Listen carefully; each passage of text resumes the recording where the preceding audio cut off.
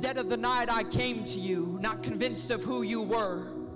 The miracles you performed and the way that you spoke were so different from what I'd saw and heard.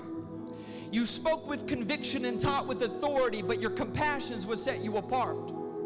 And though I was afraid to be seen with you, something unique was occurring in my heart. I came to you that night unseen, fearing the backlash of my friends. And our conversation escalated when you said that I must be born again. Born again? How can that be? That an old man like me enter back into the womb of my birth, especially when that woman's now buried in the dirt. But you said, born of the Spirit. Well, I was dumbfounded and had many questions. I couldn't comprehend what you were stressing. Still, I knew something about you was different, though I wasn't yet seeing through cross-eyed vision. Sometime later, I met you again. My peers, they hated you and wanted your life to end. After you taught, we had our usual meeting. We'd become accustomed to follow-up convening, where we gossiped about others, especially you. How you were building following among the Jews. See, they hated you and doubted you because of their greed. And finally, the conversation made its way towards me. And I spoke up saying we should at least hear him out. You could hear a pin drop.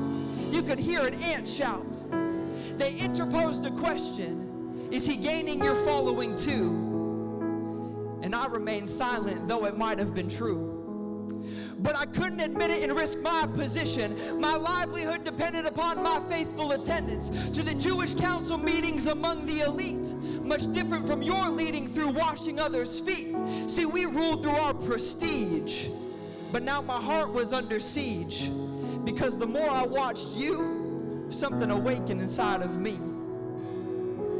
And then came the night where Judas handed you over, betraying you with a kiss surrounded by Roman soldiers. They took you in front of Herod, but you wouldn't speak.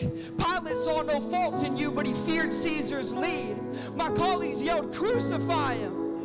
And I couldn't open my mouth because I knew you were innocent. I hadn't one doubt.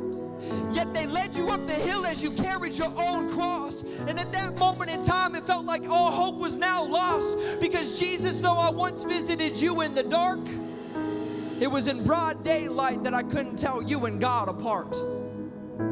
We watched you hang there, bleeding out in despair.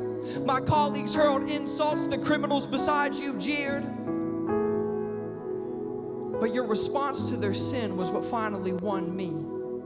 When you said, Father, forgive them, for they know not what they're doing. A while after that, you finally breathed your last breath. It is finished, you cried out with everything left in your chest. A perfect Passover lamb upon some deep introspect. God found in a man his image you surely did reflect. And Jesus, though I once came to you in the darkness of the eve, I now saw clearly the light of the world and believed.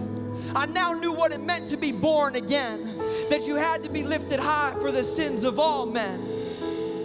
We buried you in the darkness, everyone scattered in doom. The world seemed dimmer than ever for the next 2 moons. The Pharisees thought they won, but they spoke too soon. Because the light of the world couldn't be concealed behind the darkness of a tomb.